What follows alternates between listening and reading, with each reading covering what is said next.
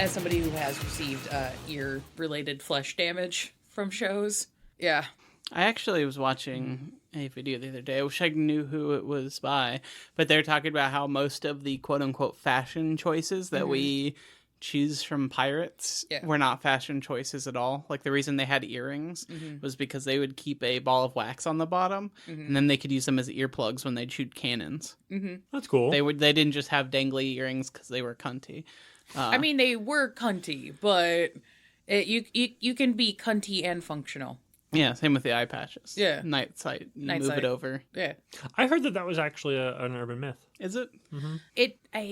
Could be both. Urban myth or not, it does actually work. It does actually work. I think the reason that they said it was an urban myth was that the argument was so that, you know, if you are in a fight and you are and the fight spills under deck, you can switch your eye patch, but you still only have one eye, and that's fucking up your depth perception 100% of the time. Which is really, really bad for a fight. A sword fight, specifically. Yeah, right. So I've heard that it was not a true fact. Yeah. This was just a random reel I saw, too, so they may not have researched. How dare they? I could see old-timey pirates having lots of jewelry and things because it's just cash that you just have on your person. Right. And it's usually hard, especially if you're traveling internationally, to tax jewelry. That's true, too. So it's just a functional of, like, I ain't paying the government shit. Fuck them. That makes sense, too, actually. I like that more. I like that the most so far. Have I abused that for tabletop games? Absolutely. They're just like, how do you want to get paid, jewelry? It's like, you just like shiny things. I'm like, yep. Then we get to a border crossing, and I'm the only one not having to pay taxes. Speaking of not paying taxes, hi and welcome to Blank Bodies, a Vampire the Masquerade V5, tabletop, and horror podcast. I'm your host, Hunter, and as always, I'm joined by... I'm John. And this is Sarah. I can't find any cool earplugs, and for some reason I've gone from concert earplugs to sleeping earplugs. That always freaked me out. I don't like that idea. Sleeping with earplugs? Yeah. Yeah? What if a fire alarm goes off? What if... Well, yeah, I feel like you'd hear that. What if somebody breaks in? Yeah. Someone breaks in. Also, just like, I feel like I would sleep through my alarm. That's the big one. Alarm. Yeah, Like, yeah. I have a couple of friends that, because of sensory issues, they have the earplugs that are not super intense. You just like cut down on the volume because, you know, shockingly, me and other friends of ours are loud as fuck. So if we're playing tabletop games, we're all just screaming. And for some of our friends with the tism, it's a bit much. So they have sensory earplugs. And I've never screamed a day in my life. not once, not in this Christian Minecraft server. But yeah, it's one of those, I'm like, I'm glad you found a tool that works for you. I'm sorry that my friendship is so abrasive that you had to get a fucking friendship aid to, like, exist around me. I'm so sorry. But that is one way of having interactions with people. We're continuing to talk about NPCs as part of our Adventures Explored series. It might become more of a series. It may be a series. It might be a series. We got 2 parts now. Second part right now is social circles. So this will be NPCs as a collective, which is basically how to use and run and organize NPCs as organizations and social groups. One of us. One of us. One of us. One of them. Yeah. So mostly going to be deep diving fame, influence, and status along with their flaw versions. So more details on those things. Hooray. Fancy. Content warning should be just normal world darkness issues. That's fair. Thankfully, nothing too explicitly spicy this time, so hooray. Woo! Fame. So basically, the breakdown for what fame entails is, I'm going to quote the book a little bit here, is, mortals know your name and eagerly seek out news of your activities. Fame grants pull within mass and social media. You have more ways than most to manipulate the thoughts of the populace. This one's interesting. Yeah. Because just from that description alone, it sounds like both a benefit and a curse. This is one of those little, like, monkey's paw benefit and flaws. Because the flaw version also has some weird kind of benefits with it, too. So you're just like, I get why you're categorizing things the way you do, but this one kind of straddles that line in a weird way. Yeah. So, decide how intense these are going to be with your group and make sure that is understood. Because, like many things in World of Darkness, it's left a little vague. Hooray! Yeah. So, while the book states that this default affects mortal society, later on in the exact same section, it states that this background can be bought within vampire society as well as a separate pool. That's interesting. Yeah. I feel like I have mixed feelings on that. Yeah. Because I feel like once you become so famous in kind society, It might spill over. it's got to, right? Because kindred are naturally just like so intertwined with humans. If you're just like a fucking Lady Gaga of the world, if you walk into Elysium, other kindred not going to be like, oh fuck, it's the Lady Gaga of the world? I feel like you could have it. Like, you know what I mean? It's just like, I guarantee you before he passed, like, my grandpa was human old. But I don't know if he would have been able to tell you who Ice Spice was. You know what I mean? No, that's or Lizzo. Fair. Or, the Lady Gaga of House Labs. Now add like 100+ years to that. And it's just like, especially when you're dealing with like an Elysium with like older, more powerful people, they're just I guess that makes sense. Yeah, I don't give a shit. Depending on this flash in the pan pop music you work on. Yeah. Depending on age and interest and investment in humanity, there might be, kindred that are just like, I don't care who this you two is. Me too, bitch. Fuck off. Fair enough. Yeah, I guess that makes sense. It can, but there's also going to be certain amounts of like younger kindred, especially because V5 skews such a younger age range for vampires that, I would assume a Lady Gaga Is that a good example still? No, it's good. It's good. All right. I feel like she's kind of past her peak of popularity, but people still know who she is. Okay. Yeah, it probably doesn't help the fact that because I'm so involved in just like gay media and gay spaces, and like she is like Cher. She is ascended. Like she's no longer famous. She is God. Yeah. Okay. But to a smaller group of people, like I feel like you don't hear about her in the normal music rounds anymore. Not as much, no. She's not wearing meat dresses places. But the example I had written for us to kind of go over this little weird dichotomy split was, so we have the undisputed Baron of the Valley, Victor Temple, from LA by Night. He may have a high fame rating amongst mortals because he has the Temple of Boom record label, all that kind of stuff. So a lot of the mortals are like, hey, we know this guy, he's cool. I haven't seen his character sheet. I am assuming that is a 3 to 4 dot fame rating amongst mortals. But his fame around vampires would probably be a lot lower because he's constantly having to reaffirm that he is the undisputed Baron of the Valley. Yeah, okay. Because I was like, Victor, if it was so undisputed, why do you have to say it? Why are literally at the start of every scene? Yeah. Like, it's good branding. I respect the hustle. But that might be a 1, maybe 2 dots of fame in just LA and that's it kind of a thing. So like you leave LA and people are more like, what the fuck is the Valley? Yeah. I, being a mere Midwesterner, when I was watching that, they're like, oh yeah, we're in the Valley. I'm like, there's many valleys. Which one? There's actually a space on Anderson University campus called the Valley. Yeah. And no one knows where that is. No one You can knows. undisputedly be the Baron of that small section of a campus. That's fine. Yeah. We're close to the Appalachians and Ozarks. There's just hollers, which is just another word for valley, honestly. Isn't a holler a valley that has like a population, basically? My understanding of a holler is like it's a very like steeply inclined like valley space in between mountainous areas. I'm using context clues, honestly. Yeah. There's a lot of colloquialisms that I'm just like, I understand what dictionary.com says, but the way you're using it is a little different. And that's okay. Language is hard. A valley is long, wide, and relatively flat area of land that is usually formed by a river or glacier. On the other hand, a holler is a colloquial term that is more commonly used in Southern and Appalachian dialects to describe a small, narrow, and steep-sided valley or ravine. Okay, I wasn't wrong about it just being like those country roads where if you look off the side of the road, you're just like, that's just basically a cliff. Yeah. Yeah. Okay, cool. Good to know. Other thing that's good to know is the more dots you have in fame, the harder it is to move or act without others noticing. Yeah. Which is where that little monkey's paw comes in. Because you have the unfortunate of like, oh, well, trying to be a vampire and maintaining masquerade is hard. That sucks. But the bonus is people just give you things and do things for you and have all sorts of bonuses. And also it's harder for vampires to fuck with you because people are looking at you. All the time, so it's harder to just be like, well, I can't just stake him because that's gonna... Where'd he go? That's gonna cause There's gonna be a lot of questions. There's gonna be a lot of questions. There's gonna be whole sleuthing groups on the internet looking for whoever...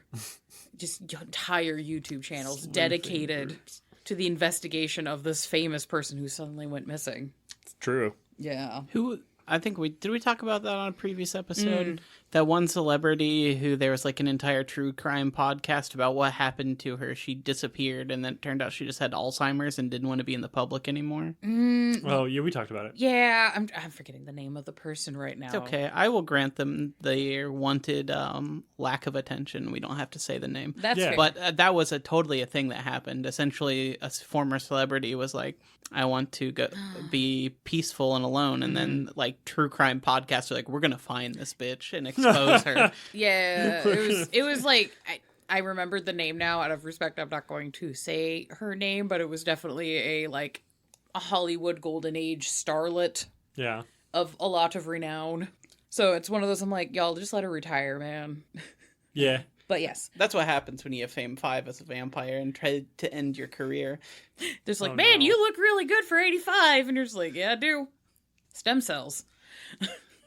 It's why Ken got into producing instead of touring. He's like, I gotta slowly. yep. If I slowly acclimate everybody to me being God, like dipping a beta fish into a pool.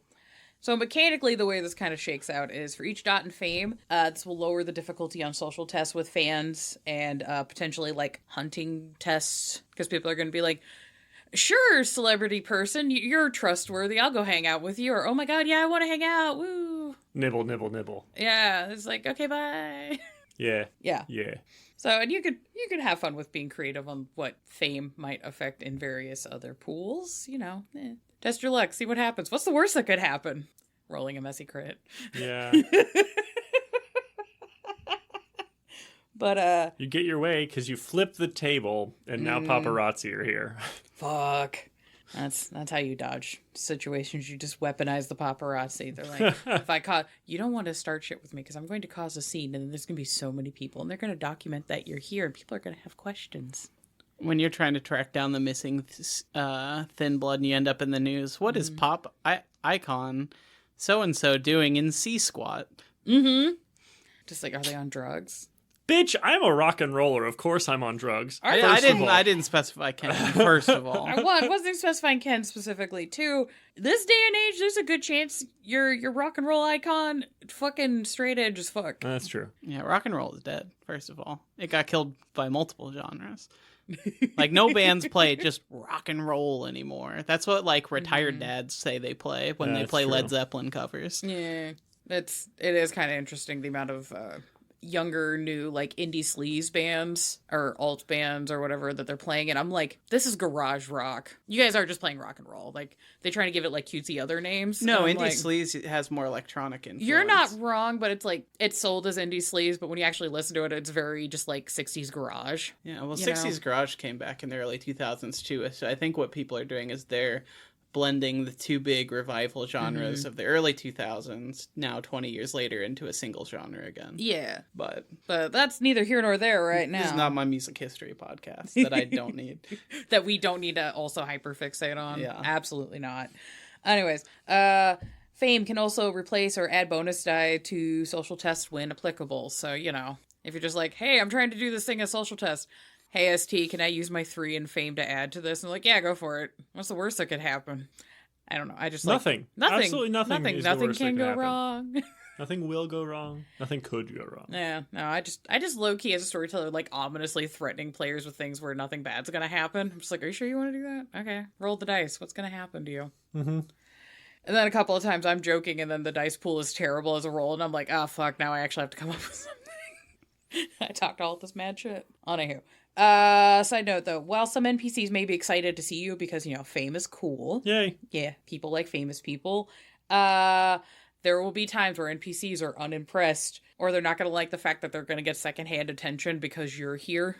They're like, man, I was vibing in my own fucking lane, doing my thing, but now, because you showed up, a bunch of these weird, squirrely fucking people from Instagram are now here. going to be, like, doxing my fucking workshop.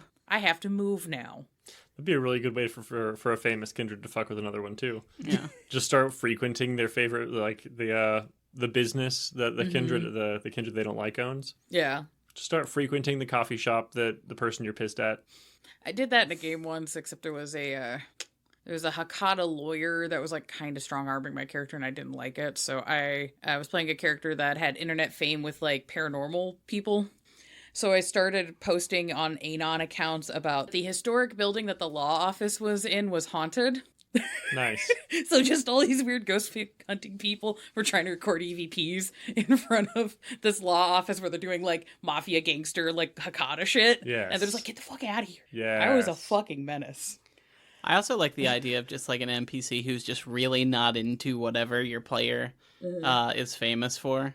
I won't name names, but I remember when we did a house venue and a specific big like folk punk band came by and tried to act real impressive because of who they're, and they're like, I hate acoustic music. You're talking to the wrong person. Park behind the garage. No one's allowed in the house. Yeah. Get in the garage.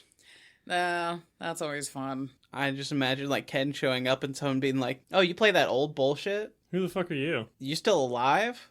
Start rapping. Start rapping. He probably could. He was a probably poet. could. Yeah. Just like Ken freestyles. Maybe then I'll care. just Ken. He's like Ken. You mean that guy my dad listens to? Okay. That's what my dad puts on when he's really sad. I'm sad you're here. Aww. Kendra, you mean that divorced dad rock? Oof. Oh, that would These hurt. young kids are reading him to filth. Filth. Again, why he moved to, he's pulling a Dr. Dre. You know, can't keep up with the music, like playing the music now, so he'll help other people produce it. There you go. Stay famous that way. And then just slowly just Say, squid yourself I'm into the done. background. Yeah.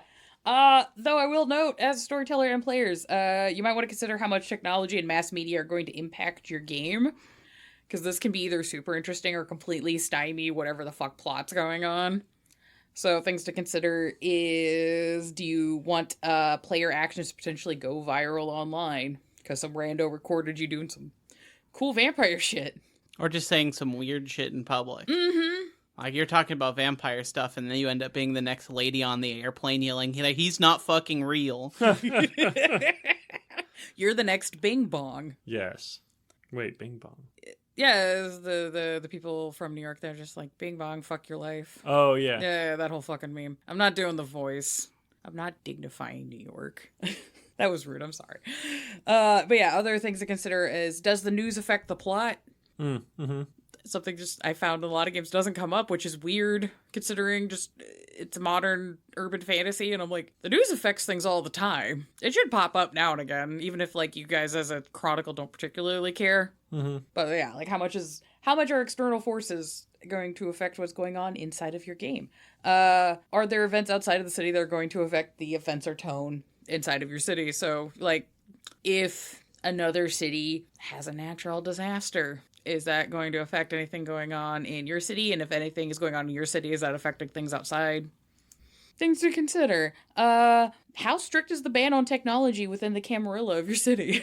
That's also a big one, because I've run the gambit of absolutely no technology, get fucked, to the parts of the Camarilla have accepted you have to have certain types of technology to maintain Masquerade, but they're very, like, parental control, like, this is your business phone for mortal business. That is all this is ever used for. If it's used for anything outside of that, you're in trouble. But everybody also just had, like, secret phones. Yeah. Constantly. So.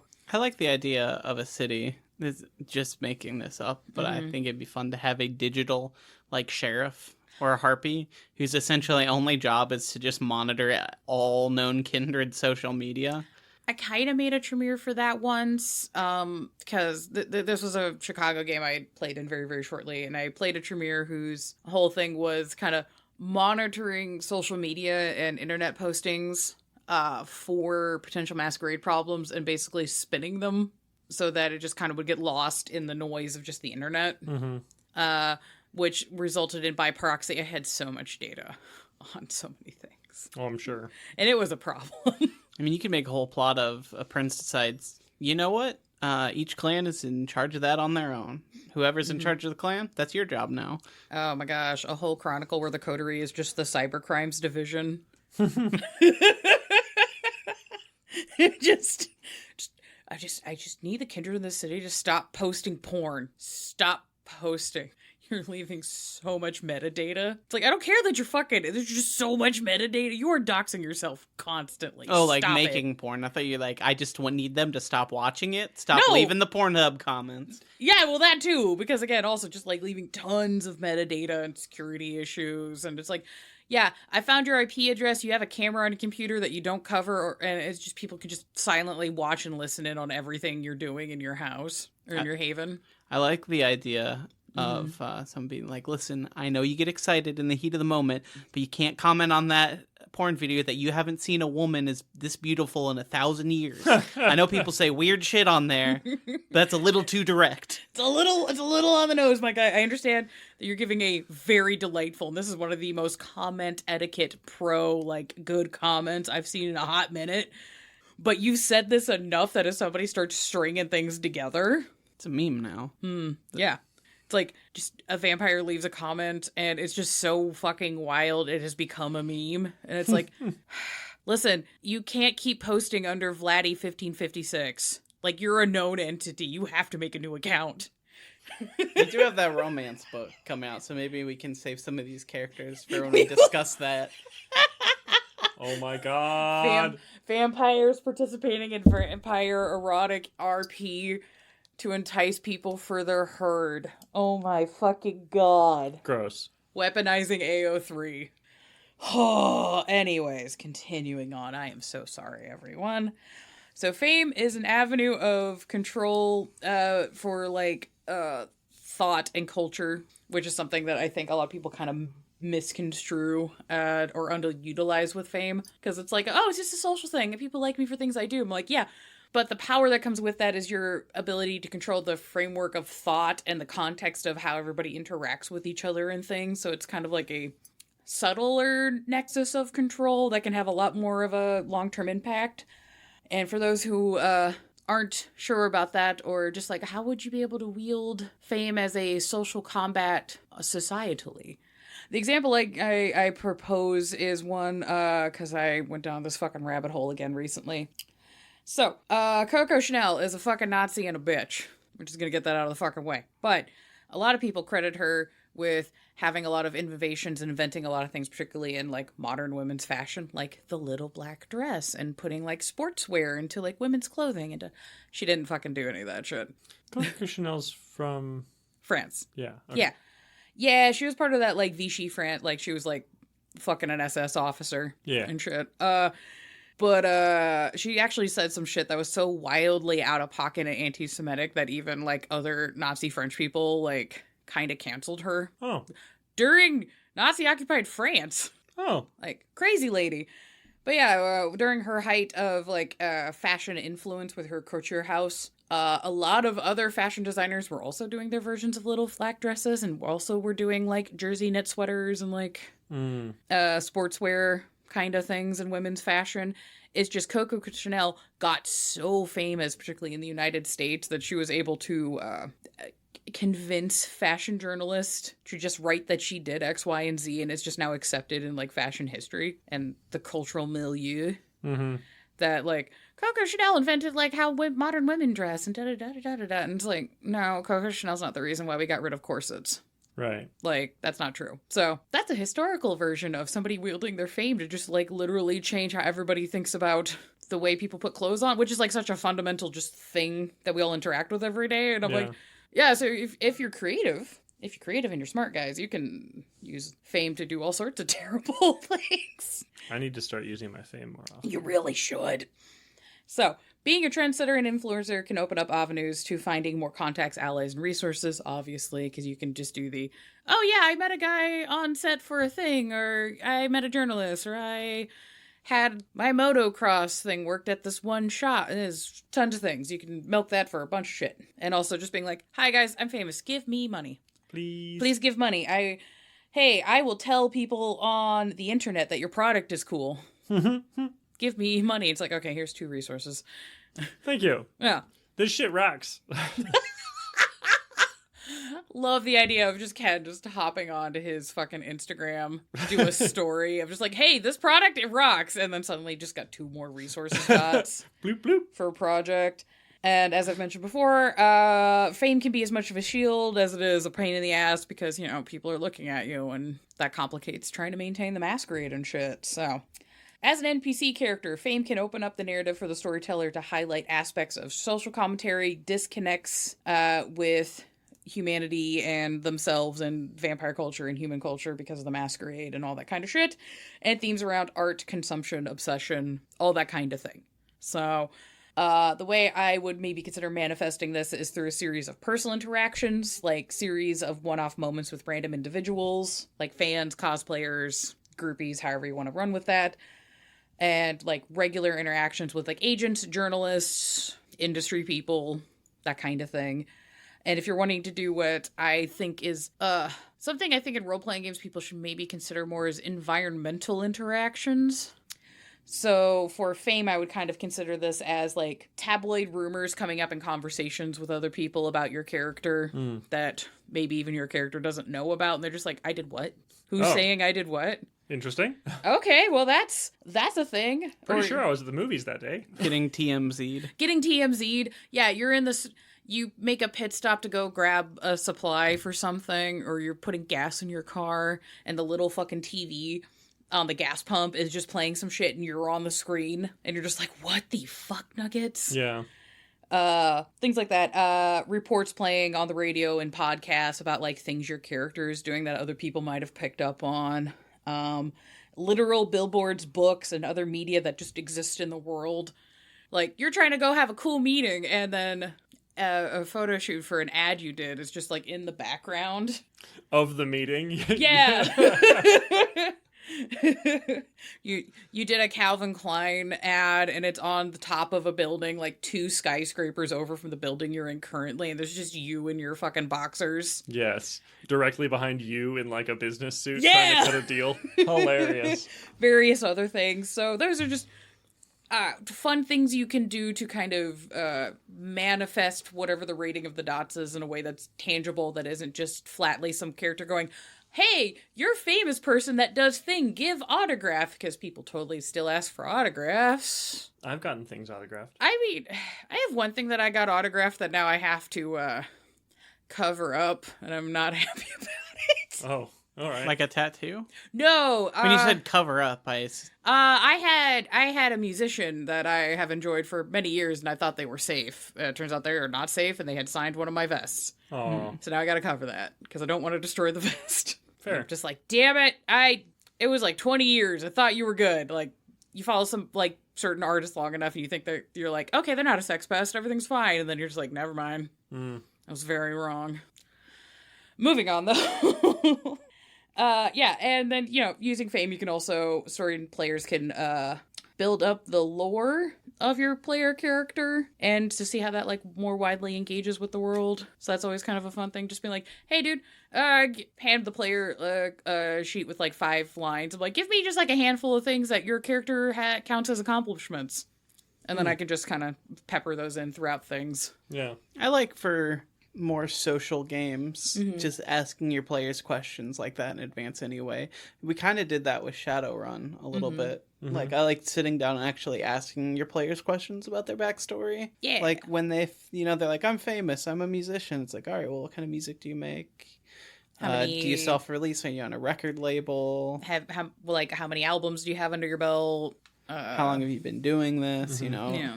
You're an influencer. Okay, well, what platform or platforms do you use?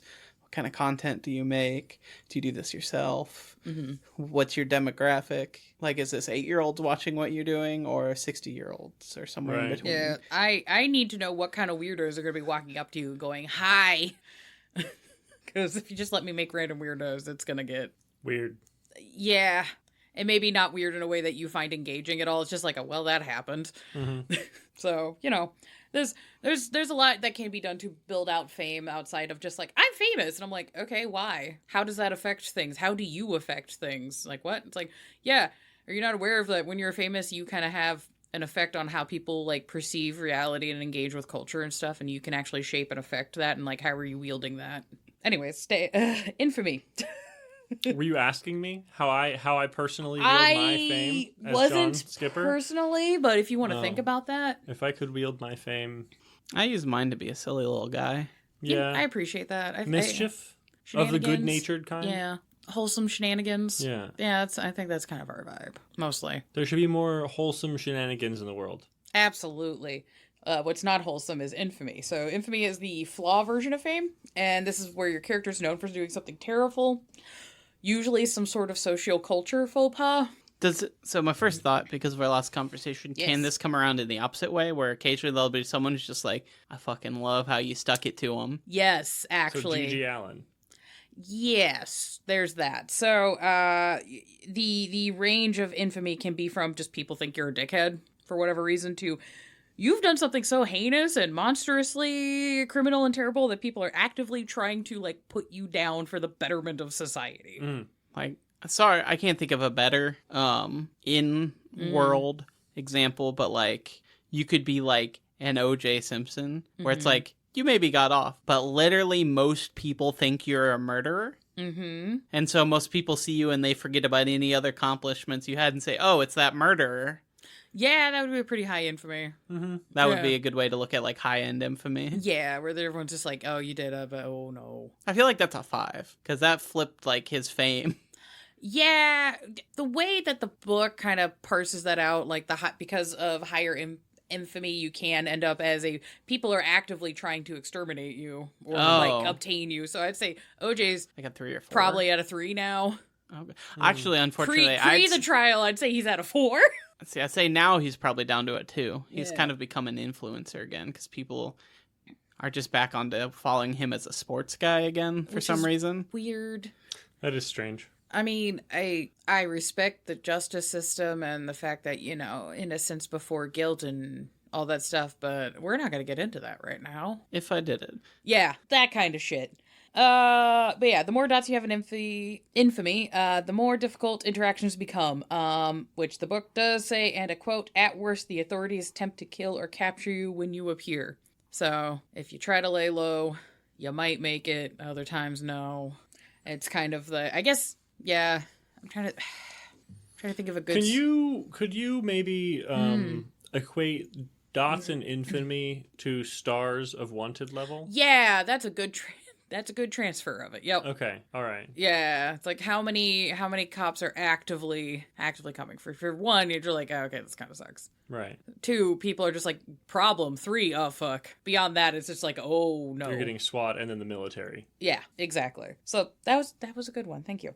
The book recommends that if you have only a 1 dot infamy, it should come with a 1 dot dark secret, since it's easier to uncover than a truly real life-threatening secret, because there are people actively trying to like come and get you.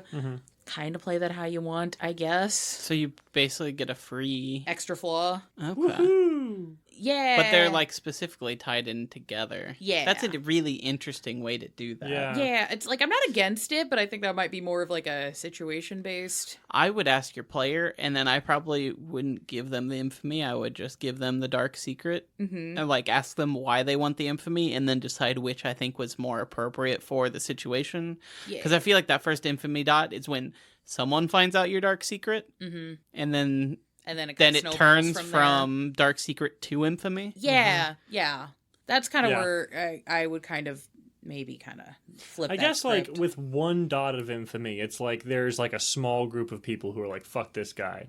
So maybe the dark secret is like whatever you did to screw over those few people, but that's hasn't not quite gotten out yet. Exactly. Yeah, That's an interesting way to look at And then once that's out, then you flip that to a 2 dot infamy. Exactly. Yeah, probably. So, little note on dark secret. This is basically the less intense version of infamy, since technically no one or only a couple of people know the fucked up thing you did.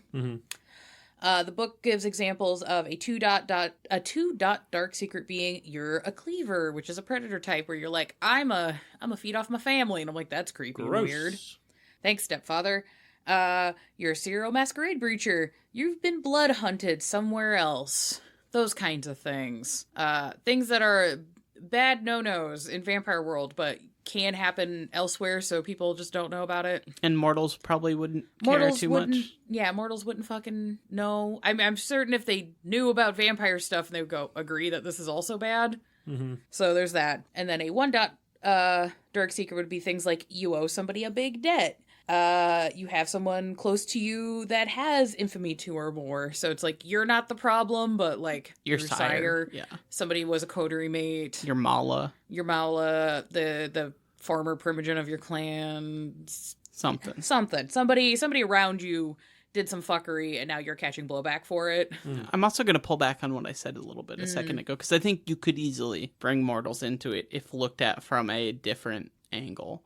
So like, oh, you're a cleaver. That, I mean, like we mentioned earlier with the celebrity, like a true crime podcast ends up on your tail because you're a family annihilator who didn't get caught. Yeah. You know, or you might not, for whatever breaches of the masquerade, you got some like paranormal TikToker was like caught on video, this superhuman. And now people are trying to look you, a small niche group of people are like creating a wiki about you. Creating a wiki, and they're scouring like public access street cams with AI to like use facial recognition to find you on just the off chance you show up somewhere. The Seattle Airport Birdman. You have a real bad nickname, something like that. They're just like, God damn it. It's trying to be cool. It's trying to bring trench coats back. Now they think I'm a bird. That's bullshit. Stupid. Fucking what's his nuts got the Mothman things with the good butt. Should have worn tight pants. Oh, always wear tight pants. What am I thinking? So I like to think that this is some Ventru that was like scouting out the airport to purchase it, and then he got caught on camera like, you know, soaring, leaping over a fence or something. And they're like, it's the Birdman, and he's like, God damn it. I thought I was looking cool. I'm gonna have to fire that ghoul. I just like I thought he turned the cameras off. Now I have to buy the airport to delete that footage. Right. I have to buy the security company at the airport first. That's true. Which means I've got to sink all that money, which means I've got to put back in delay buying the fucking airport. God damn it. Damn it. All because I didn't wear tight pants. If only my butt was looking nicer, they'd be distracted. I gotta make that appointment with the Zamitzi. Anywho. Gotta But yeah, get that cake. Since the book states that Dark Secret provides one fewer point than the equivalent infamy, if your Dark Secret is made widely known, this flaw may be converted into equal infamy. So kind of like what we said earlier. Yeah, so I slightly typoed and I apologize. So like a 1 Dark Secret would become a 2 infamy. Oh, yeah. Okay. So yeah, the Dark Secret is less than how many points of infamy it would be if people knew. Yeah. Okay, so okay, that makes sense. Yeah, so a 1 Dark Secret becomes a 2 infamy, and a 2 Dark Secret becomes a 3 infamy. And I imagine if you somehow have a 5 Dark Secret, it would just go to 5 because you can't go. You can't get any higher. I don't know how the fuck you're having a 5 Dark Secret short of I'm Kane. I ate Kane.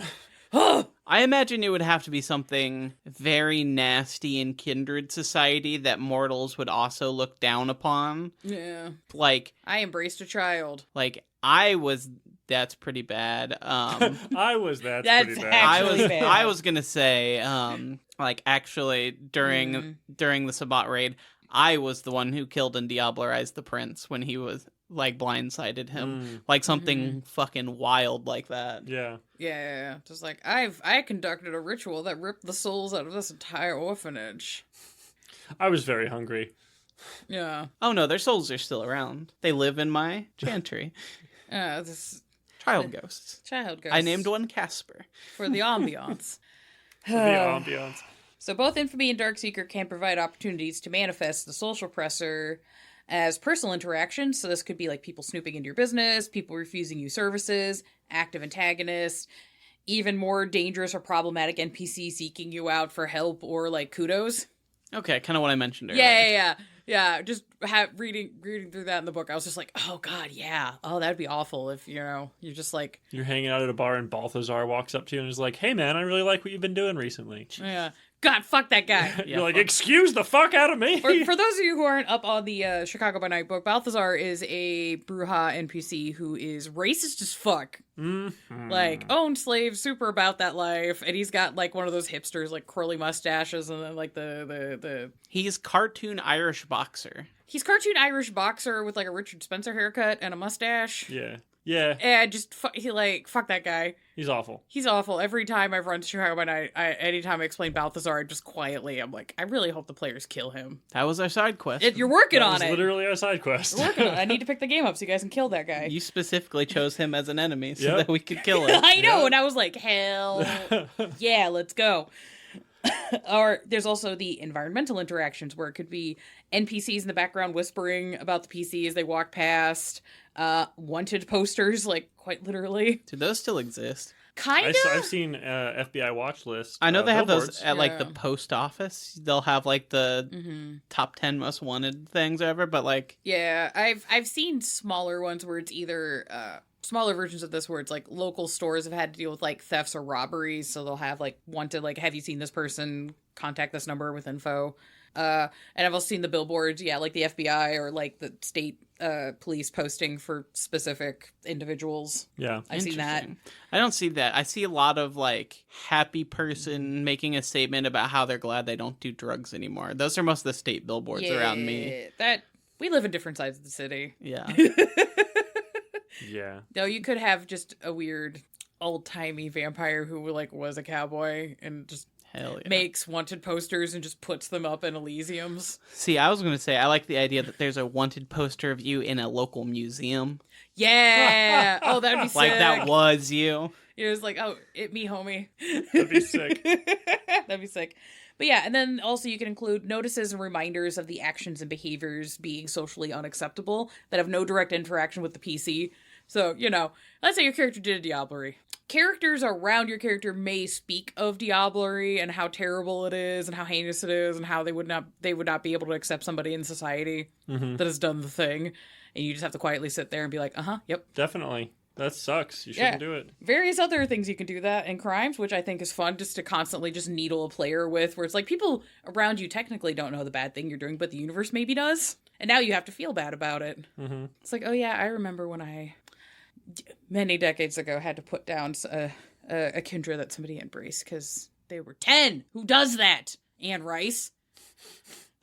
Anyways. Yeah, and just also just having groups of unsavory people that are just like really into the thing that you did. Yeah. And they're terrible. And they're just going on about how cool this thing is. And they're like, I don't know who did that, but if I did, I would do, I'd hang out with them. We could do all sorts of cool stuff. Da, da, da. And you're just having to quietly sit there and go, oh, am I the bad guy? Influence. This is your character's pull within mortal society in a political economic way. So, wealth, prestige, political office, blackmail, supernatural manipulation, kindred with high influence can sway and in rare cases even control the politics and society of their city, especially police and city bureaucracy. Yay! That is from page 187 in the book. Yay! Woo! Influence is always an interesting one because I feel like I don't see a lot of people necessarily take it because I've always felt like the description is a little... It's accidentally a little too vague. Yeah. I think for people to wrap their brains around it first. This is partially why I tried to, at least for our scripts, flip or separate fame as more socio-cultural control and whatever, and then influence is more political economic. So you could have somebody who's got like a lot of influence and has a lot of control and fingers and pies. People don't know who the fuck they are. Mm-hmm. I think the wealth part is also misleading because you can have, I don't know, say a character who's got a 5 dots in resources and no dots in influence. But you could also have a character who's literally homeless and who's unhoused and has no dots in resources whatsoever, but they have like 5 dots in influence. So I think including wealth in that throws people off a lot. Yeah, wealth, because the way our society, we live in a society, because the way capitalism and everything's set up in the world we live in, usually if you have a lot of wealth, you're going to have influence of some sort. Yeah. Regardless if you want it or not. I didn't really fuck with it when we were playing our main games because I was more trying to like get the system down. Now as a storyteller, if a character had 4 or 5 dots in like resources, I'd probably just give them influence in something and have to talk with them about like, okay, this is a cartoonish amount of money. This is a James Bond villain amount of money. How the fuck do you have this much money? I need you to explain this to me.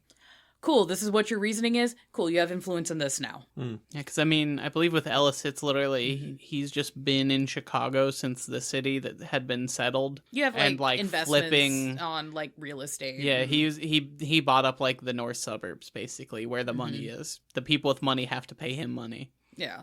It's essentially how he got to it. Yeah, half of your shit is just, I'm just sitting on interest. Yeah. And then the other half of it is, I invested in real estate early on, and then I've just been selling it at my leisure. But you also are working on being your own, petite prince. So I was not as, I have to get influence on this guy. I'm he's kind of doing it on his own already, so I'm gonna just, if it comes up, I'm probably just gonna hand wave it for Ellis. Also, if you wanted, I feel like with fame and with resources like that, you could very easily just say roll your. If you're trying to, pull a political maneuver, you could say roll your fame. Yeah. Fame instead of influence. Yeah, roll, manipulate, and fame. Right. Yeah, for sure. But yeah, so getting into influence a little bit more in depth. So influence will mostly apply within one specific group or region. The groups themselves can be large and vague. The book suggested things like media, religion, organized crime, etc. I have a Banu Hakim character where their influence is in universities. So it's academic influence. Mm-hmm. Fucking goddamn, I swear to God. And he's terrible. Sorry. So my question here, because you mentioned media, the difference there is fame would be someone like the people we talked about before, Lady Gaga or Danzig or Victor Temple or Snoop Dogg, whoever. They are an actual famous person who is known for doing a thing, but now they're also just known for being a famous person. Yeah. Whereas someone who had influence in media may not be a face that's recognized by the everyday person, but they could be a famous producer or record someone who runs the studio or someone who owns a production house or something like that. So you are influencing these media outlets, but you're not the face of them. Is that how you would parse that out? Yeah, it would be you're more of a producer really than a well-known actor. Okay. That kind of a thing. And parsing that has gotten a little bit more tricky with social media because there's a lot more of a call-out culture. So studio heads and executives and producers are much more well-known now. Because especially up until the SAG-AFTRA things, people did not know who the fuck Bob Isaacs is. Yeah. Now we all do. And we're all just fuck that guy. So, that might be one of those, as the story progresses, your influence might turn into you earning or having to buy dots in fame. Or infamy. And then vice versa. If your fame is high enough, you might be able to justify either earning through roleplay or buying influence dots just to kind of bolster your fame. I think you could do the opposite too. I wouldn't necessarily push it unless a character was moving in that direction. I mean, you could always do kind of the more horror trope Neon Demon or Black Swan or something where it's you are very famous and you have no control over your life and what happens around you. Where it's you are a face and nothing else. You have zero influence. No one listens to you. You listen to us. You are Britney, bitch. That is an example of somebody with a lot of fame, not a lot of influence, which is very unfortunate. That's sad. I know. What's not sad is being able to control regions. So regions with influence should be larger than a neighborhood, but not the entire space. So it could be something like the West Side or the South Side or a specific borough or district like the Bronx or Whitechapel or Gangnam, Fountain Square. For Indiana people. Yeah, so there's that. The Valley. The Valley. Always goes back to the Valley. Hidden Valley Ranch. Ugh. Any prince and their city. Yeah. So wider influence across nations, etc. The book does say that this can be done at 4 and 5 dots, but it kind of depends on the scope of your game. Because if you're doing just a typical coterie that exists in a city, you're probably not going to be getting into intercity politics really most of the time. But if you have a game that ends up going into that, you might need to recalibrate the influence dots. That is a conversation at your table. I also think that I like the idea of running a game like that, but I feel like you would have to go into it from the very beginning, being your coterie basically represents this city, and so not what you're building is not only yourself but the city itself, and you're dealing with the politics, whatever's going on with this other city. Yeah, that's kind of what accidentally ended up happening with the one game I'm in with the Banu Hakim, like, professor, where the coterie that she's in, the prince is the Ventru in our coterie, and the sheriff is the Gangrel, and the keeper of Elysium is the Zamitsi. And then I'm just kind of, I'm working on getting that, because I'm just kind of there. My character was part of the Ashir and refused to join the Camarilla until recently because of time things. It's fine. Perfect. Justice. Justice. So, yeah, but that change in the dynamics didn't happen until, like, the second season or, like, the second Chronicle arc. But, yeah, I feel like doing that mid-Chronicle arc would be really weird, so maybe saving that until you get to a good story beat and then flipping. Which is what our ST did, and he did a good job, so hooray. Yeah. Yay! Influence can be used in certain social roles, so if you're pushing on systems, corporations, bureaucracies, etc., this is a great opportunity for influence to override persuasion or tech roles or whatever the fuck else. So if you're trying to, like, get some paperwork moved across some things in the city, and ST's like, hey, can I get a manipulate and persuasion, or manipulate and etiquette, or politics, and you just be like, hey, I got these 4 dots in influence. Can I just roll that instead? I'm like, yes, absolutely. Roll that. Roll those bones. You bought them. You should roll them. Wielding influence outside of its usual bounds can come with some penalties. So if you're using your influence to affect the entirety of the city instead of, like, just your district, it'll just be a -1. Pressing influence outside of your region or group can have further penalties. To kind of extrapolate the way the book set this out. So let's say your player character has 3 influence in, like, Boys Town in Chicago. Okay. Which is, like, up on the north side. You would be getting a -1 to an influence roll if you were fucking around with, like, Naperville, Illinois, which is part of the Chicagoland area.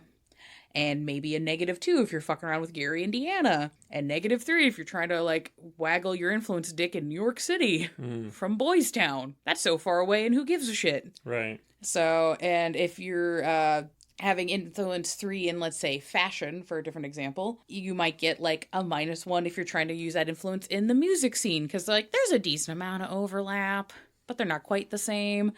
And then a -2 to, like, book publishers, and maybe -3 to to organized crime, because what mafioso gives a fuck about you and your catwalk? So that the groups is a little vague. So that might be like play it by ear, maybe have a debate on what the degree of the minuses are. Because I kept trying to think of examples, and I kept thinking of things that just, like, very neatly overlapped. And I was like, these are all, like, 1 or maybe 2. Trying to find a -3 on groups is kind of hard. Yeah. I think at that point, that's just an ST call. Yeah. The person who made the NPC you're interacting with, deciding, does this person give a fuck about high fashion or not? Yeah, just like, are you gonna have any kind of effect or influence on their life? Like, yes, they may be rich. Yes, they might wear expensive clothes. Did they pick that out? Did they pay someone to dress them? Do they just wear a suit all the time? Like, there are a lot of reasons why they would just not care. Not give a fuck. That is absolutely Or fair really to do. care. So, Or they're super into it. yeah, I feel like that's just, at the end of the day, an ST NPC conversation, if no one can really agree. You just got to decide. You're like, sometimes. just this guy doesn't care. Maybe next time. Yeah, it's all good. But yeah, considering what these regions and groups will say about your NPC and how the PC will affect these groups and regions in turn. So, did this influence come from when they were immortal and it's carried over into their unlife? Is this part of their mask? Is the PC trying to change, uplift, rebuild the institutions that they have influence in?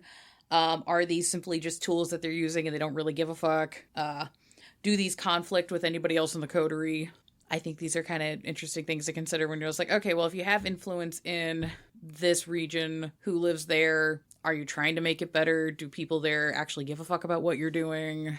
This could really, really impact and change how the storyteller is going to have to run these interactions with it as an NPC. So, that's also just a kind of play by ear, ask these questions. This can manifest for storytellers with personal interaction. So maybe there's just random people on the street giving you respect or preferences because they're just like, hey, yo, I know the things that you do. Cool and or good. You can get into this bar. I don't fuck the cover charge. Getting just random attaboys. Things like that. Or, you know, people coming up and asking you for your opinions on things or like how they should invest their money and all sorts of crazy things. Workers, politicians, agents showing up again fairly regularly. government people needing your opinions on things, politicians hounding you for donations for you to show up at events, things like that. And then there's also environmental interaction. So there could be regions or groups enacting the desires, designs, and beliefs of the PC. So if you have a character that is very business oriented and they're controlling of a region, I, as a storyteller, might reflect that in, because they're more business oriented, there's going to be more financial districts and less like residential areas in the area. There might be more gentrification. You know, having things like if you have a character that is, they're running businesses, but they are a more religious character, maybe having just more churches and religious people just show the fuck up. Having things that the character does reflect in the spaces that they have or interact with, I think is a fun nugget to give them to be like, oh, I'm having an influence on the world around me. Mm-hmm. Or if you want to be real creepy, you have a Toreador who's got a lot of influence in architectural design, and then their choice in color just starts showing up fucking everywhere. It's like, I've decided that this is going to be a teal season, and then just suddenly everything in the city is fucking teal. That was the worst thing I ever learned about going in when we went to school for graphic design was color forecasting. Oh, yeah. That shit drove me insane once it's one of those secrets of the universe you discover and then you're just mad about forever. You're just like, I can't unsee it. Where essentially just like an arbitrary group of people are like, this is going to be the color that's popular next year. And then tons of corporations and companies are like, it is. It is. This is the color we've manifested. Goddamn Pantone. Mm-hmm. And if this concept... Yeah, fuck Pantone. Yeah, if this concept is a little like, what? There's that speech from The Devil Wears Prada where Glenn Close is going on about cerulean for like 5 minutes, and it's like one of the most haunting monologues about just how the economy works with colors, and you're just like, oh, fuck. I need to rewatch that movie. It's really good. But yeah, another thing you could do is regions or groups reflect the mood, attitude, and mental state of the player character. So if a player character is doing good and they got all their shit under control, the groups and people that they work with should be like running smoothly and everything should be fine. And if they're having a bad, stressful time, maybe having more traffic accidents, maybe there's more crime, maybe people are just more grumpy.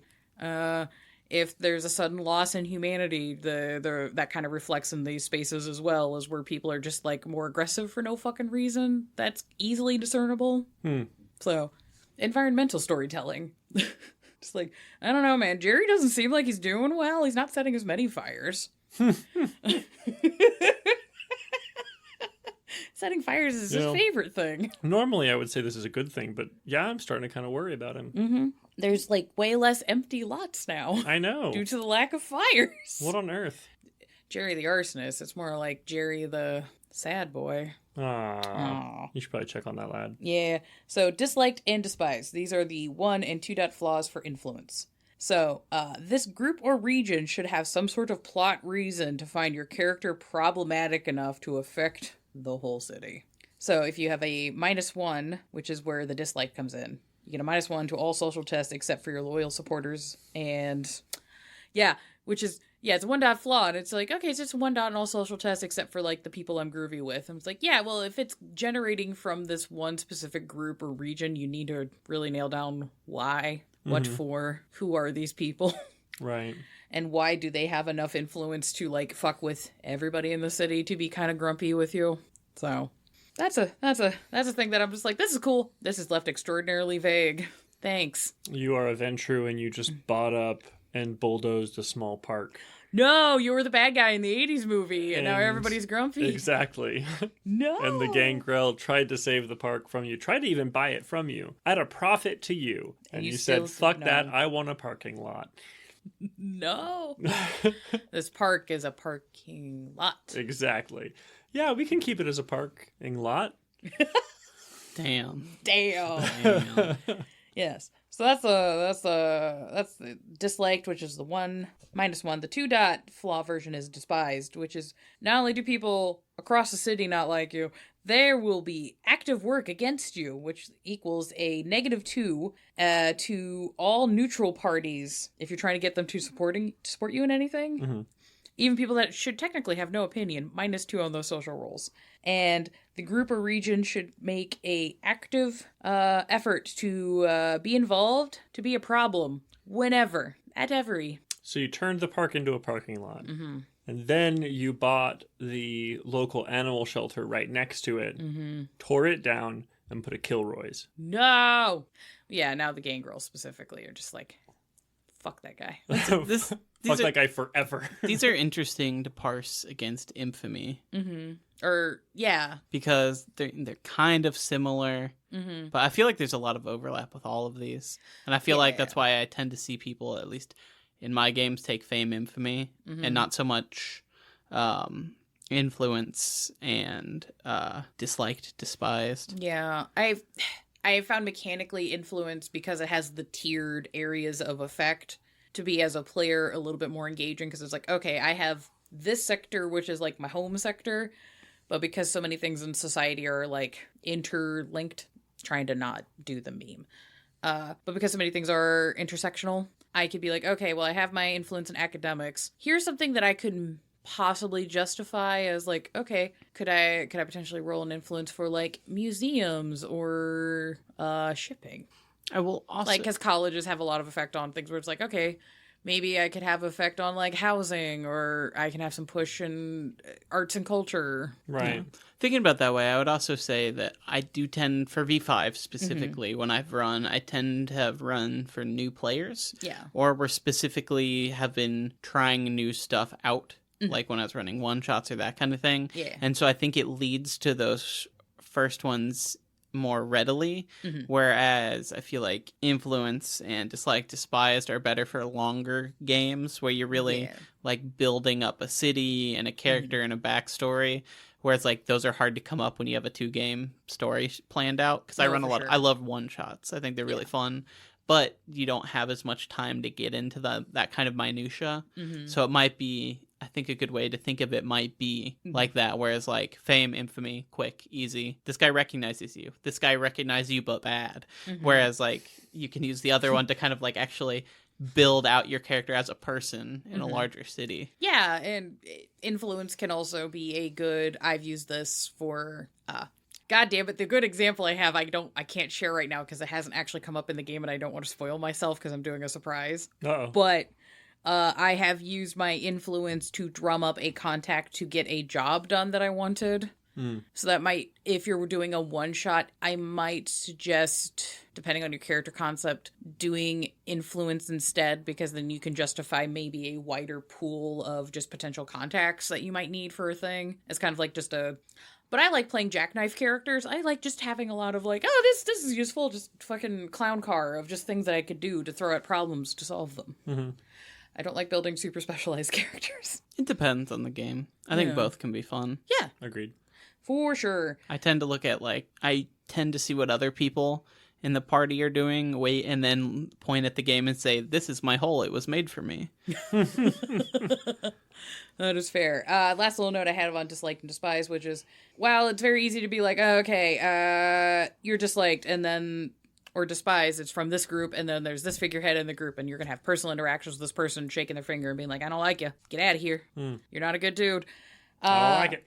You can also include environmental interactions as the player character when they're in like enemy territory, it being particularly hostile, vile, or displeasing to that or to that player character specifically.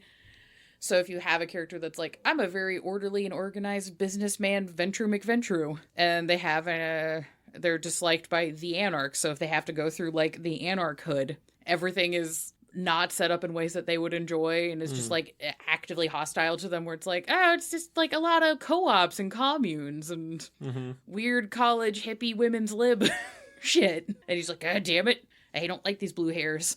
Get him out of here. Get him out of here. So that's fun things you can do to set stuff up where if you understand what the dislike, despise thing is as a storyteller, you can subtly let players know that they're in places that they're not liked or that are not going to be good for them based on things in the environment, where you're just like, hey, you're walking into this business, everything seems cool. And then you see a flyer board and there's just like all these symbols on it, and you realize all the baristas are giving you the stank eye, and somebody maybe spat in your coffee. You weren't going to drink it anyways because you're a vampire. And then you're just like, oh, shit. But you see the strange spot in your coffee where it's slightly bubblier. Could be cum, could be phlegm, who knows? And then they're You'd just know like, if it was phlegm. why would this person pick here to meet? Fucking God. And then you realize, oh, I'm in danger. I gotta wrap this meeting quickly. Like, we gotta go. So, yeah, you can just have fun with that. I just like giving little nuggets of things just to, like, make players nervous.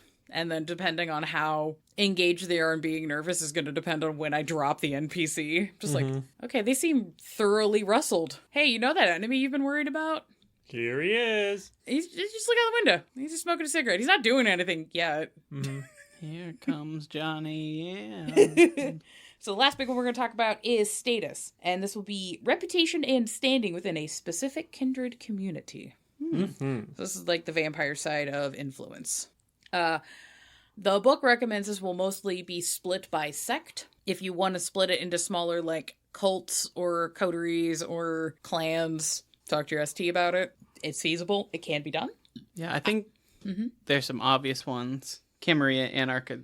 Are the two big ones. That's mostly what's talked about in the book. I mean, if you were going to include them as a bigger movement in your game, I think you could also do things like the Sabbat or the Second Inquisition. Oh, yeah. Or if you wanted to, I would consider other supernaturals as a group for this. I think those are the quickest ones. Like, if you want to break it down to, like, clans and stuff, whatever. But I think it'd be easy to be like, oh, yeah, I have status with the Guru. Yeah. I have status with the mages in the city. Yeah. Stuff like that is pretty easy. Yeah, for sure. We're going to keep it to, for just the example for now, Camarilla and Anarchs, because that's what the book gave me. And this can be extrapolated for mages, I guess. Why would you do that? No, I like mage. It's just fun sometimes to be like, ugh, you guys think you're doing things? Ugh. That being mean. That's fine. It's just like, look, listen here, you tweed wearing fuck nugget. It's okay. No, I like mage. It's fun. Anyways, so I'm just sitting quietly because it's funny that the Tremere is, like talking shit to some magic user with their fake ass magic. Look, the cool thing with being Tremere is I can do magic and I don't have to deal with paradox because you're a pussy. You just have to deal with the fucking sun. Yeah. It's fine. I already didn't go outside. outside. And getting hungry. I got hungry regardless. I was a college student. I'm actually currently a college student. Let me tell you. Hungry often. It just requires extra steps now. It's fine. You know what? Blood? Cheaper than top ramen. Anyway, so Camarilla. If you're getting status in Camarilla, that is often something that is extrapolated from your sire's status and the respect that your bloodline gets in that particular city. It can include personal achievements. For Anarchs, your status will often come from your connections with the local leadership, however the Anarchs are being organized in that area. We talked about possible ways of organizing Anarchs in our Bruja bonus episode, if you want to check that shit out. Anywho. Go look at it. It put a lot of work into that. It's called Organizing Anarchy. It's hard to miss. Right? Yeah. And this can include your contributions to the wider community. Yeah, because, Anarchs tend to be much more like family. We're doing it together. We are family. Yeah, and Camarilla's like, but I made this. So I think this is also a good one here, status, where it's more of a, like, the Anarchs are kind of infamous for never agreeing on the right way to do things. A lot of infighting. Yeah. Outwardly, where the infighting in the Camarilla is behind people's backs. I feel like if you have status in the Anarch community, it's one of those things where it's like, all of that man's opinions are wrong. He's an asshole, but I respect some of the things he's done. He shows the fuck up. He gets things done. I wouldn't necessarily hold a player back just because someone disagrees with him. Not all the time. There will be people who just, like, no matter what, they're going to be like, fuck that guy. But I feel like because the Anarchs do tend to butt heads a little bit more publicly, I think there are more situations for this dot to be like, fuck him, but I'll listen to what he has to say. Yeah. Fuck that guy. Fuck his friends. Fuck his six fish. I'm gonna hear him out, but fuck him. And the Camarilla is a lot more just like, I have to listen to him. I have to. He is my boss's childer, and if I don't listen to him, I'm fucked. A lot of nepotism. Hooray. So, status in one sect does not transfer to the other, but may reach out beyond the base city. So, if you have status 3 in the Cam in Chicago, this may result in a status 2 in the Camarilla in Milwaukee. But status within a smaller org may be argued to transfer over. You might want to talk to your storyteller about that. There's not really a mention of this in the core book. I've just had this come up at table where somebody got status within, like, a specific clan. So, like, hey, I have status 3 in with the Tremere. How does that translate to the rest of the city? And it's like, well, most people constantly say fuck Tremere, so you're going to get status 2. Unfortunately, that 2 comes with a minus in front of it. So you're getting 1 status. You're only getting 1 time. If you had status with Toreador, you'd just be getting all of them. Yep. Because Toreador is God's favorite. It's true. You've been playing too much Shadowheart in the Baldur's Gate. Anywho. I like how you said that like a grandma. You've been playing too much of the Baldur's Gate. It's sometimes fun to say things like a grandma. Uh-huh. It's fun. Why don't you go outside and go find a real gate to play with? I don't know why you're playing with these digital ones. There's one right in front of the house. Here's a can with WD-40. Stop the squeaking. Anyways, so status dots. Oh my god. Yeah, I went full fuck. I made one reference to Wisconsin and just absolutely fucked my accent. Jesus Christ.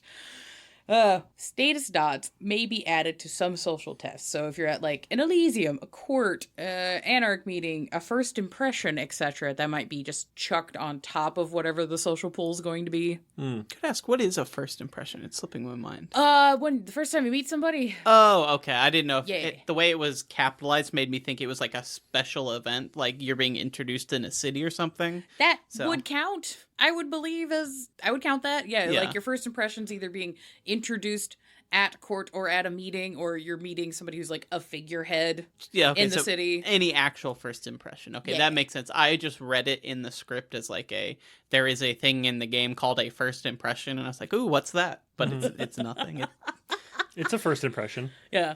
It's unofficially, yes, it is an event in the game, but it's just, I capitalized it in the script because the formatting was driving me insane because I wrote Elysium, court, and then first impression lowercase, and it just looked weird. That's fair. I like, you know what? I like the idea. Whenever a new Toreador is sired, their first art gallery is called their first impression. Oh, That's adorable. Okay. Continuing on. Otherwise, status may be used to replace traits on certain social roles. So, depending on the things, it could be like, hey, I need you to roll a manipulate subterfuge, and they're like, I have a lot of status. Can I just whip that out and roll it? Flop it on the table there. Yeah. Thank you for narrating what I did with my hand. You're welcome. The struggles of being an audio medium. Yeah. Yeah. So, not only should NPCs in the various sects react according to the status ratings, consider environmental interactions, which would be familiar court and meeting spaces providing maybe additional bonuses or connection opportunities. Too much reliance on status may invoke questioning rumors. So if you're constantly just being like, well, I have this high rating because my sire, blah, blah, blah, blah, and everybody's around just like, this fucking Nepo baby. This god fucking deal. Like, it's not negating your status, but like you're getting pressure from people around you because they're just like, I understand you have this prestige, but you've not done things to back that up, so I'm going to be, More shockingly, pressure or tension. I'm shockingly be talking smack. That thing that vampires fucking love doing. It's Yeah. like, I'm catty. I could also see it like if you're an arc character, and even if you have that influence, but like your sire's still in the camera doing some wild shit, everyone being like, "What's going on, dude?" Like, dude, you're like, what are you, a fucking tourist? Are you just coming down here to hang out with the drug society and you're just gonna run back to your ivory tower once things get too real? Yeah. That might have cut a little. Like that. This fucking trust crust over here. We had to actually deal with people like that, and I have such a deep, deep hatred for that. Yerp. Yerp. Yeah. I'm thinking yerp. Yerp. Yarp. But yeah, and there could also be potentially, you receiving blowback from things that your sire or your leadership has done, and that might affect your status, even though you technically, as a character, haven't done anything. There might be temporary, like, little dips. Because, just off screen, your sire did this thing. Get fucked. We're gonna mock him by mocking you. Haha, you stupid little baby vamp. You don't know any better. That's the person that's in charge of you? That sucks. Sucks to be you. Damn, son. And you smell weird. I was just hanging out with my coterie mates. Not my fault he took the alternative Nosferatu flag. How dare you? He can't help it. He has a glandular issue. It's like, he's dead. How? Anyway. Literally can't have one. Yeah, so the flaws versions for status are suspect and shunned, which is the 1 and 2 flaws. Since vampires are more dramatic, / there's just less of them in an area, so it's harder to avoid the conflicts. The consequences for disliked and liked are a little bit more intense than they are with the influence dots. Okay. So, suspect, the sect does not like you.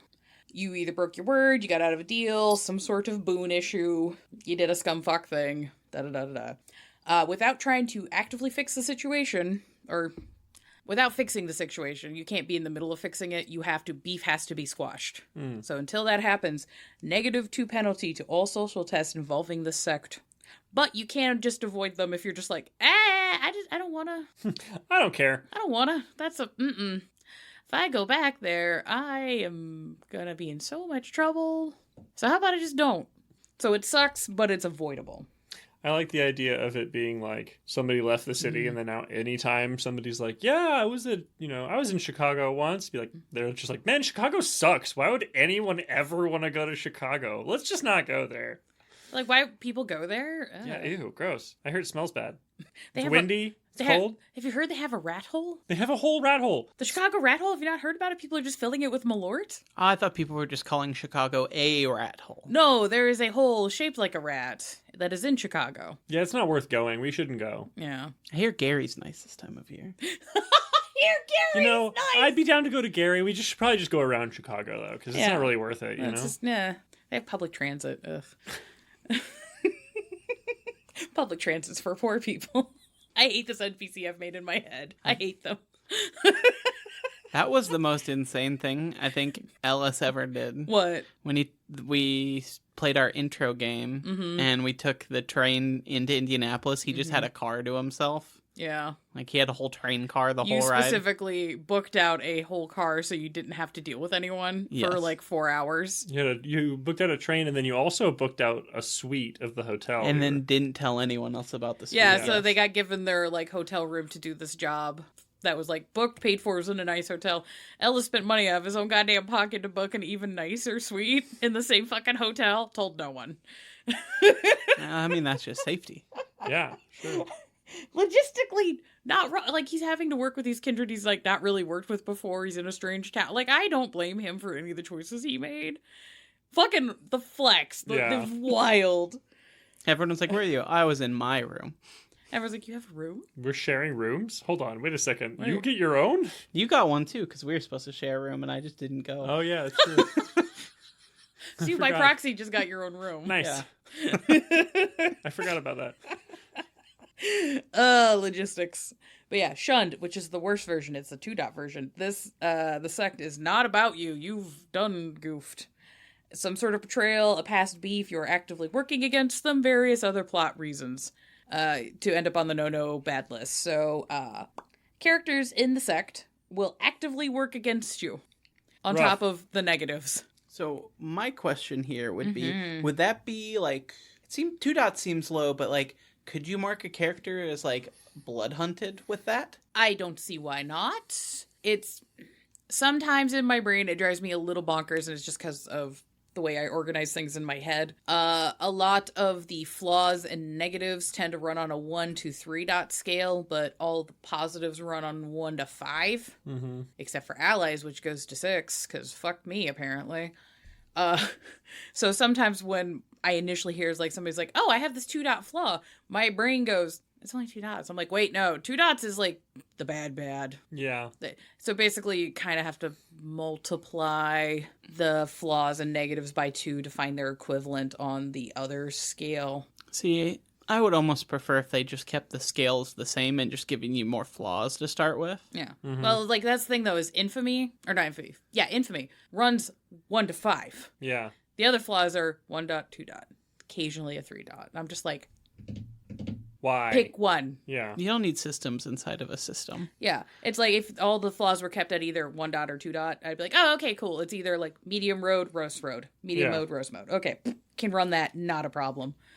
So as a storyteller, that might be a talk to your players and see if they want to adjust the raw just a smidge to make it easier for your brain to run, because I'm riddled with unmedicated ADHD. Woo! So even though on your sheet it says 1 or 2 dot, I will talk to players and have it on my notes as 1 or 2 dots, but my ST notes will be like, is the 2 dot actually a 4 dot equivalent or a 5 dot equivalent based on like how invested the player is into that conflict.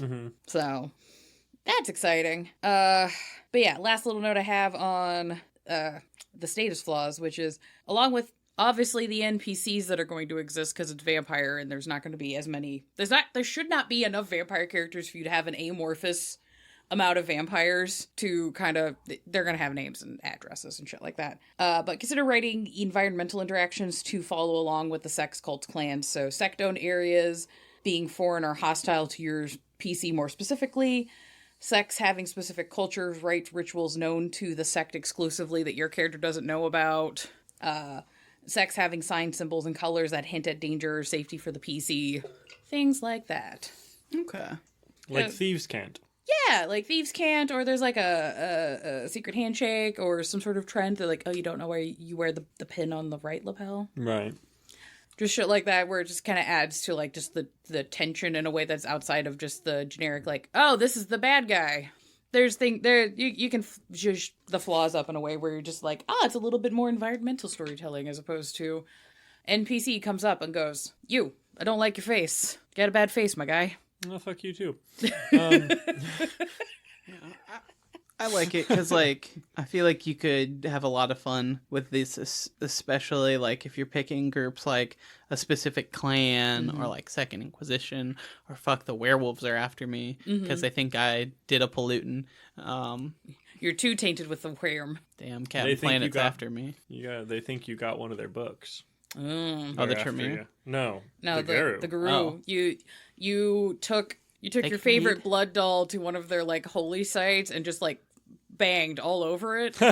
That is a plot line in Hunter the Vigil. Yeah, it is. It's very funny. My Ellis is based on the group that is a plot line for. Yep. But essentially a bunch of priests accidentally banged on a werewolf holy site. Bunch of rich people had a weird rich people party, and they banged on a werewolf holy site and got into an altercation. And the ones that lived came back and killed all the werewolves, and like, we have a new thing we like to do that's fun. That's awful. And that's how they became hunters. Damn. They said they're the ones who are notorious for trying to have sex with supernatural. Yeah, Ashwood Abbey. Yeah, or doing drugs with them. Yeah. Like, one of my favorite hunter groups, just because the lore is so batshit. That's basically what was happening at Ellis's club, but he was also a vampire. Yeah, it was Eyes Wide Shut with a little dash of like Dr. Moreau's, People Hunting Island. Okay. Yeah. All right. Except it was a Hezmage. If we do a Hunter the Vigil episode, I will just talk for days. We will go. All right. So the last little note I want to give people and stuff is running organizations with operations, because I understand piloting groups as NPCs is a little abstract, which is partially why I was trying to give the nuggets of environmental interactions and environmental storytelling, because these background dots specifically are for groups or areas or like collections of society, and trying to figure out how to write and pilot for that, especially when you're not used to doing that, or you're coming from something like D&D where it's all specifically there is a king and a wizard or a lich, and you don't have as many thieves guilds. And if you do have a thieves guild, it's usually like 3 guys in a dirty basement. So yeah. And because World of Darkness exists in our world, and there's tons of just systemic organizations that are doing various things, most of them nefarious and not good, we have loads of options of things to look at and things that probably should exist in your game as well, just because they should exist. Are you sure they really should exist? Well, in the World of Darkness, yes. In World of Darkness, yes. Okay, our world probably they probably shouldn't. Needs to get put into a tube in the ocean, but Got it. Anywho. So, if you're uncertain on how to have institutions run, or how you wish to expand these kinds of antagonists, a couple of sources you might want to consider looking at is finding films and television series that have companies, religious organizations, government organizations to kind of pull inspo from. Like, one of my favorite films that kind of gets into this is Network from, like, 1976. It's a good movie. It's a really good movie. But yeah, it's a way of being like, okay, there's literally the organization of television and TV networks and how that has effects on individual characters and vice versa. And, you know, you can get into like Wolf of Wall Street, Society. Sorry. Oh, you're good. The Wire with like criminal justice. Wire's really good. Yeah, there's tons of things you can get into for that kind of stuff. I mean, even like Sopranos, good for criminal organizations, Good for or crime. Breaking Bad if you're dealing with like drug dealers and that more side of crime. What was that crime show that had Steve Buscemi in it? That one was really good. Oh, it's based on the movie, right? It's like the follow-up to the movie. I think. And I'm drawing a blank. The one that takes place up in, like, Alaska, I believe? No, not that one. No. It's like in the 20s. Oh, I'm thinking of a different... I was thinking of Fargo. You were thinking of Fargo. Fargo could potentially work. I was thinking of Pulp Fiction, but that's not... Not as much, no. But Steve Buscemi's If you're doing religion, Righteous Gemstones would be a really good one. Ooh, that would be good. Yeah. So, there's tons of films and things you can kind of look at and go like, this person is fighting the company. Wag the Dog. Yeah, that's a Also really is great movie. really good for if you're wanting to be like, how do I run the media as a NPC antagonist? And I'm like, there you go. Examples. I was gonna say Man Bites Dog, but like maybe check a trigger warning guide before you watch that one. Yeah.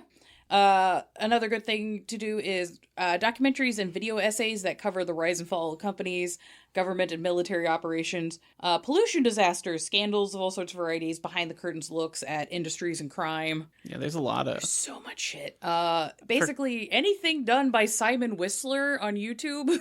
I like this channel called Company Man a lot. Oh, that one's great. That one's pretty good. That one's good. That one's very dry, Yeah. but it is good, like history if you're interested in stuff. Behind the Bastards is another good one. Behind the Bastards is fantastic. Into the Shadows is done by Simon Whistler, and it's a little bit of a variety show of just like dark and twisted media, but there's a lot of really good 20 to 40 minute episodes about just things in the military that are fucked up, organized crime, the fucked up ecological disasters that have happened by companies like nuclear disasters, and how like different organizations handle all these problems or didn't handle the problems. Yay. So, yay. But that one's a good one, and he does a pretty good job of like fact checking everything, and Nice. recommend the shit out of that. And if you're wanting kind of more of a games related, all right, I have my organization. I kind of understand its theming, its motivations, how it's going to interact, but like, how do I actually run these operations to actively engage and play my game with my friends? If you go to the V5 Second Inquisition book, there's chapter 3 called Dangerous Games. This is an entire chapter that uses operation procedures for various government and paramilitary organizations that lay out step-by-step methods that can be used to gather intelligence and tactics specifically against vampires. Nice. I still think that the Second Inquisition book is probably the best book put out for V5, but it is so incredibly dense that it is daunting to dig into. It's a lot. When we tried to do our Second Inquisition episode, I was just like, there's too much. They went hard in the paint on that book. They did. Like, It's great. I had 4 episodes of content that I had kind of pre-written, knowing, like, having run Hunter and used a lot of that stuff in the past, and it's all in there, but, like, that was, like, not...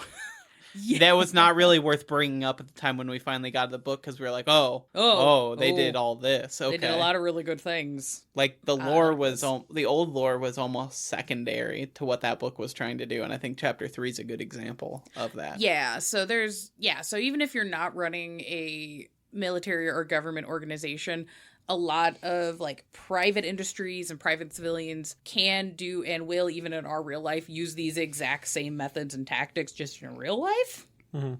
Like weaponizing gentrification and, using honeypots and all sorts of shit.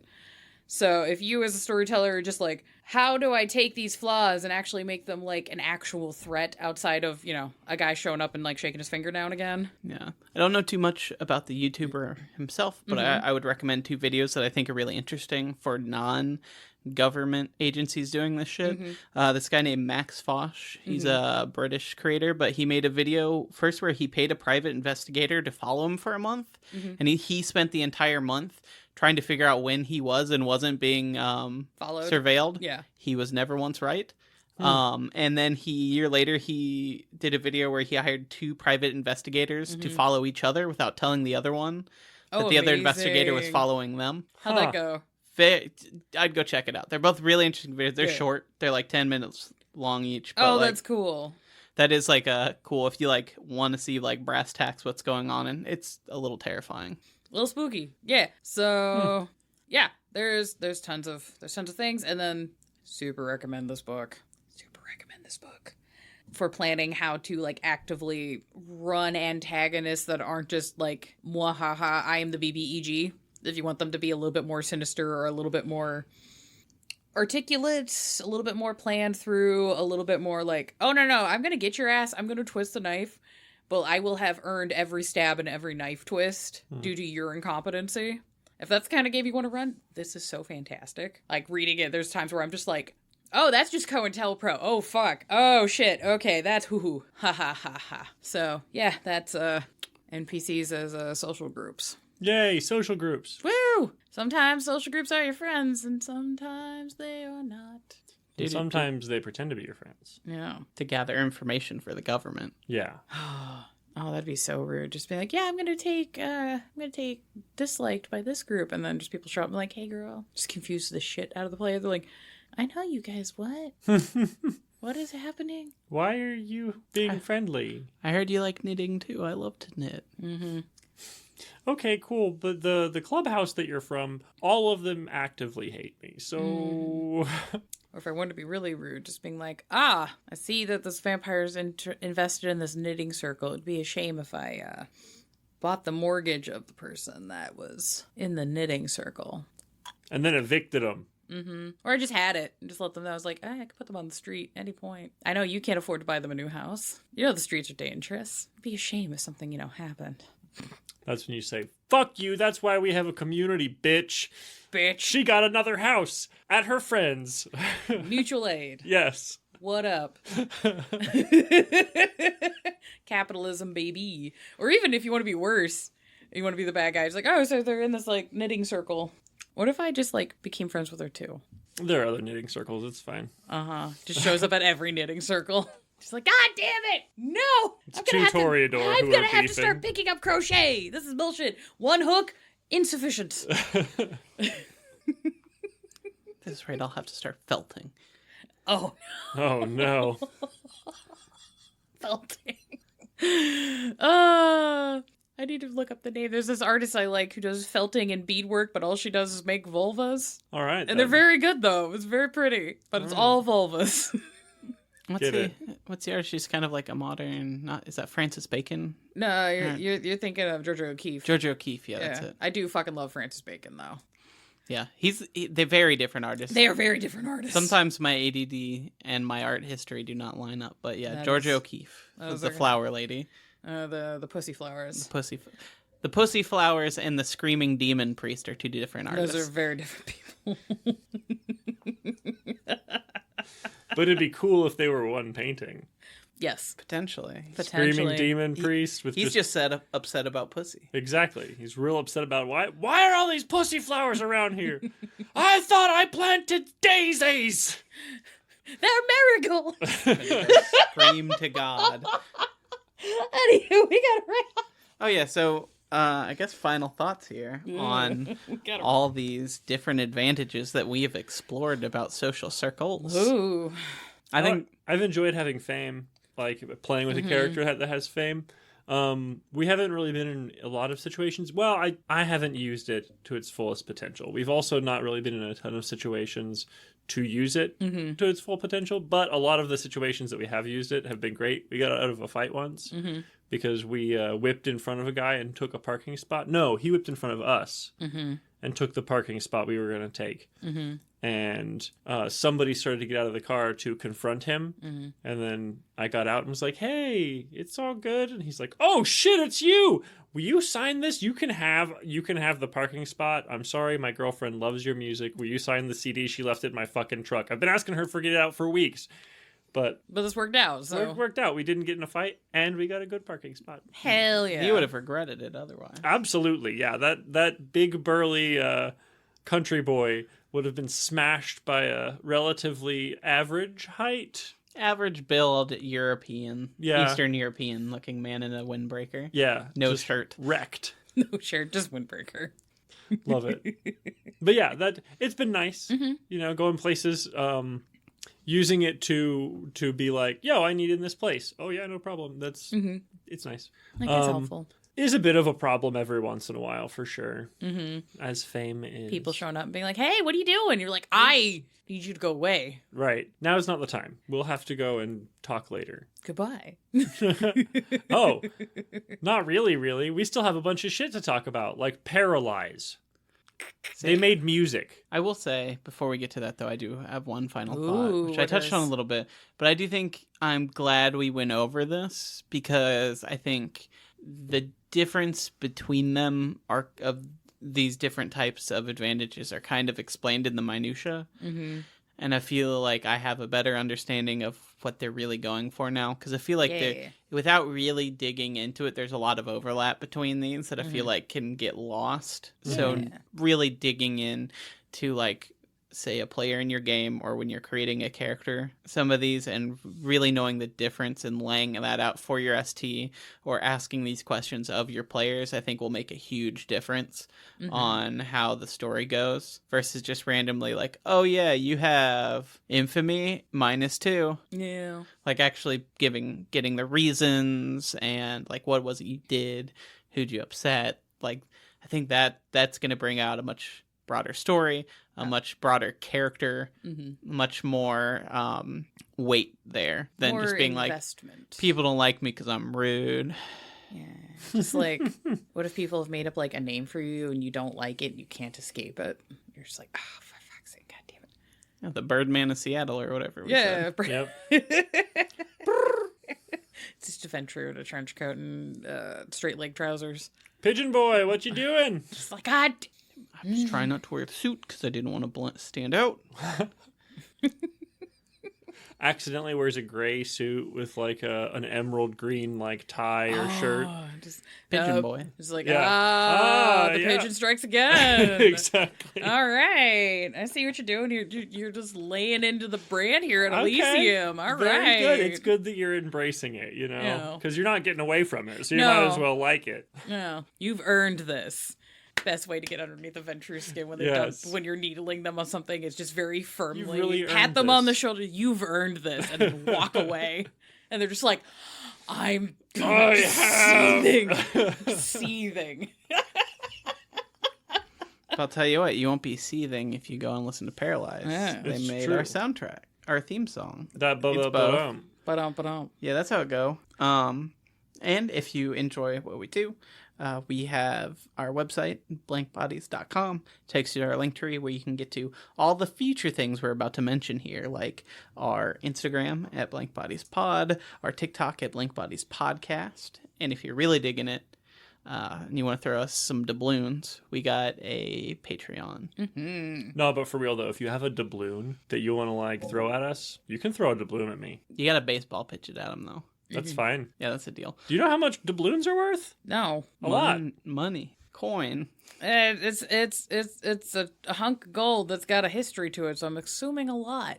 Yeah, but on a more serious note, we have a bunch of tiers over there. We do a monthly Patreon episode. They're getting 2 this month because we skipped out on December for our holiday break. It's going to be a really fun one. I almost got it done. I ended up going way hard in the paint and reading like a third of Dracula just because I couldn't find anyone cite the quote I was looking for, so I had to read till I found it. Welcome to my hell. Yeah, it's fun.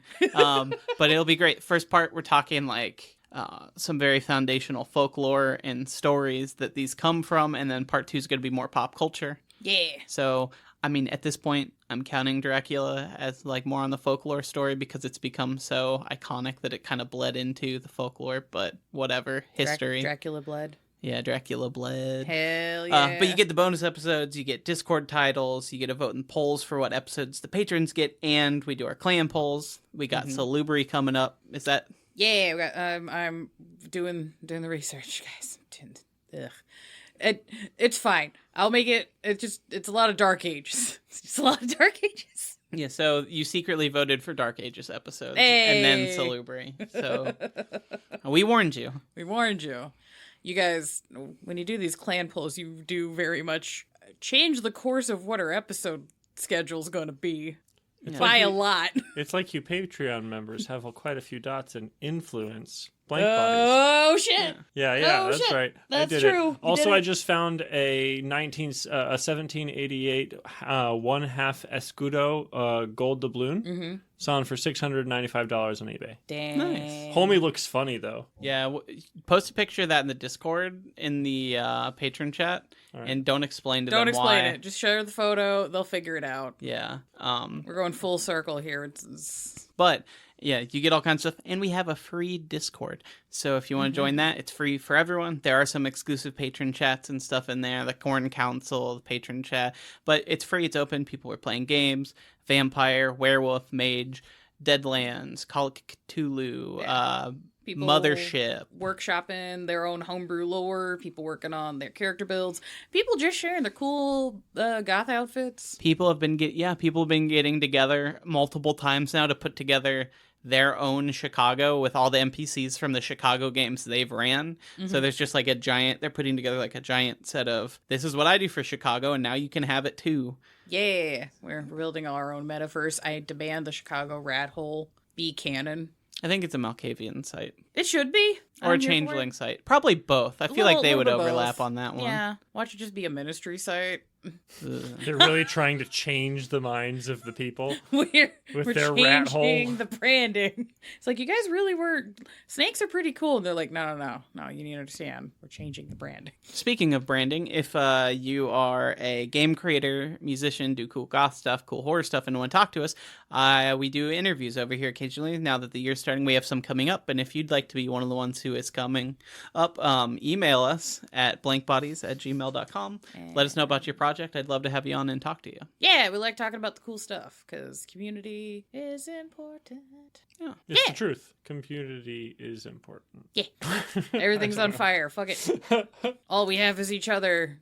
It's true. Yes. I'm holding us up again. I love you all. Bye.